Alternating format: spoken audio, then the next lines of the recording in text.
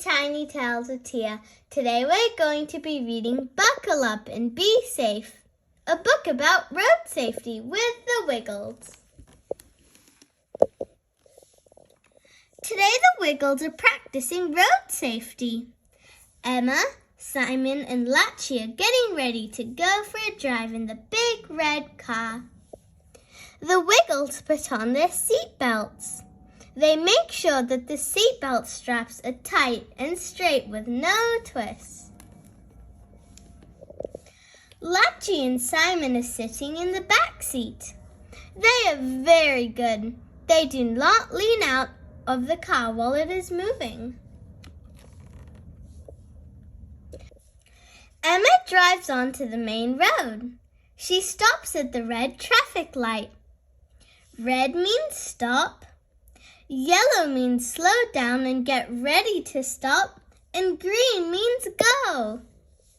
She waits until the light turns green. Now it is time to go. Anthony and Wags are going to cross the road. They wait for the traffic to stop. The crossing lady blows her whistle. This means it is safe to walk. Anthony and Wags hold hands.